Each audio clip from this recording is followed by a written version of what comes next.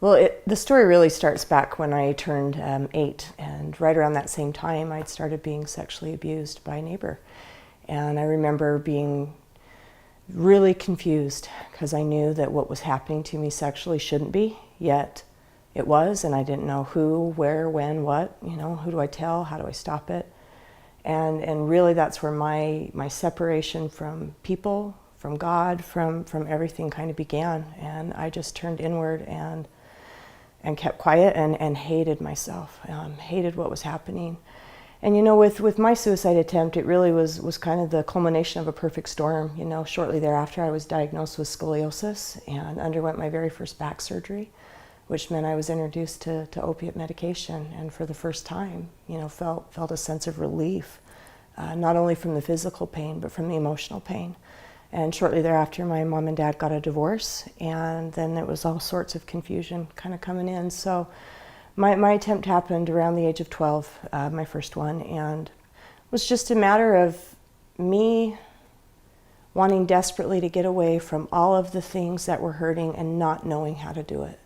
My attempt was serious enough that it required medical attention first, and after the medical attention I was transferred to a psychiatric facility. It was the first time being hospitalized that I was able to finally tell the secret and let people know what had really been going on and start that conversation and being able to talk, about what had led up to me wanting to end my own life.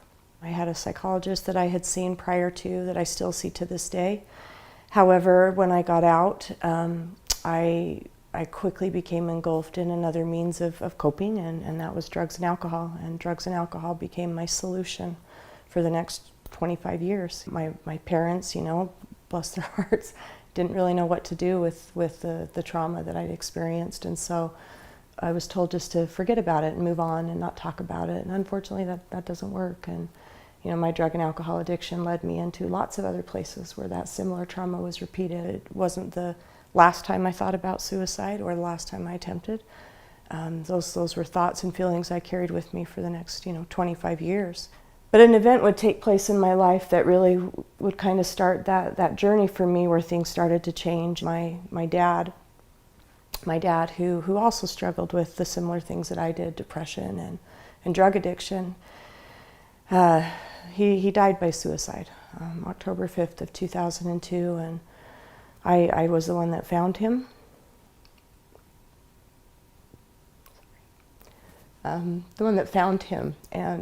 that was an experience too for me, was difficult but very bittersweet, because my dad had also found me multiple times that same way. And I was just grateful it was his daughter, it wasn't a stranger, it wasn't a person that didn't care about him, and I got to be there in that final moment. And it was also a turning point for me, because it really put into perspective what I was dealing with. And I had kids, and I know that I didn't want to inflict that kind of pain upon my own children. And so it really helped me to start looking inside and what could I do, and how did we get here, and how do we help other families not get here? And so, I sat at my computer one night and came across a website called AFSP. And it was the American Foundation for Suicide Prevention, and instantly began reading and learning more about suicide. I knew from my own experience why and what it took to get people to that point, but I wanted to be able to have answers to explain to others. Because of course in our family we heard lots of horrible comments, how selfish our dad was, what a coward he was, and how could he do that to us. And so I wanted to be able to have information for people to understand that this was not him being morally weak, this was not him being a coward. This was truly what he believed was the only way he could spare us from any more hurt and pain. And it was the only way he could get away from his own demons and hurt and pain. And so, one of the things that I think about all the time, and I want to share this just because I think it's so vital to change the conversation you just spoke of. I think back to 9/11. We as a country watched, absolute horror unfold on our TV sets. But what we also witnessed was such a profound lesson if we would have learned it. And that's when the tower started to fall and burn, and we watched the people from the top start to jump. You know, by definition, they died by suicide, and none of us sat on our couch in judgment and said, oh, how dare you, how selfish of you, you coward. And if we think about why, it's because they didn't jump because they wanted to die, any more than I really wanted to die when I had my suicide attempt. I just wanted to get away from the pain and the hurt that I didn't know how to fix. And that's where they were at. Our thinking isn't rational in those moments. That's why we need to be able to reach out to somebody and say, hey, like, this is where my brain is at. This is what it's telling me.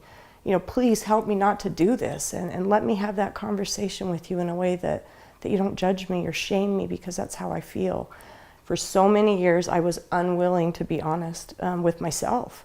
I could not look at myself in the mirror and face myself with all of the things I had done. I kept so many secrets. I mean, to anyone on the outside, they would have said, no, Taryn's doing okay. Because, I mean, I held a job, I had kids, you know. I mean, on the surface, I looked okay. But it was that, you know, in the dark of the night when no one was around, you know, that's who I ran from. That's why I drank every night, because I couldn't be alone in my own skin, let alone my own thoughts. And it was a mess. And so I found my bottom came on June 23rd, 2013, where, you know, I caused great harm to my children, and knew that it was time that I get help and that I quit using drugs and alcohol as a means of coping. I thankfully found a recovery program. You know, I found a fellowship of people that taught me some skills and tools. And I didn't think there were other people out there like me. I don't know why our brains do that to us, where they have us convinced that we are alone and that nobody would understand and nobody would get it, because that's such a lie. You know, as soon as I started opening up even just a little bit, you know, I found, of course, there were other people who'd been where I'd been and done some of the same things I'd done. And in hearing their stories and me being able to share mine, you know, we find this common bond where we go, man, I'm not the only one. And wow, you did that, I did that too. And wow, you even did it worse than I did, or I did it worse than you did. And, you know, it was where I finally started to see myself as the same versus so completely different, because I wasn't different. You know, we're all human. We're all doing the same thing. We just don't talk about it as we need to. And so it took work. It took a lot of work. It took out that willingness, though, for me to finally be able to look inside myself and go, okay, what are you responsible for? What did you do? What do you have power over? And I had to only look at me. I couldn't blame all those other people anymore. I couldn't blame the lady who molested me or the men who raped me. I had to look at, what did I do? And where can I have power again? And in owning those things, that's where I began to have that transformation take place in my own mind, where I didn't hate myself as I had hated myself. I began to find forgiveness for myself, and that's been the key. For so many years, I believed that lie that I wasn't enough, that I would never be enough, and I didn't need to be enough for anybody else. I needed to be enough for me. And when I finally found that, that's when everything changed. And thankfully have not had a drink or a drug enter my body, and, you know, coming up on 5 years, and that's a huge victory for me. This has been an amazing year. I mean, so many things took place this last year. I graduated from college with my bachelor degree in psychology. I got married. I have a husband. I have been a single mom for 20 years. I have a stepson. My kids are grown. My oldest is 22. My youngest is getting ready to graduate. And, you know, I have a job today doing what I love, which is in suicide prevention. And I wish, you know, that's my goal. I wish we could shift that conversation to where this was just an okay thing that we could say. You know, hey, right now, today, man, yeah, I don't think I can go on. You know, I need help, and I need you just to love me. You don't have to fix it either, but just maybe be here with me as I try to struggle my way through it too.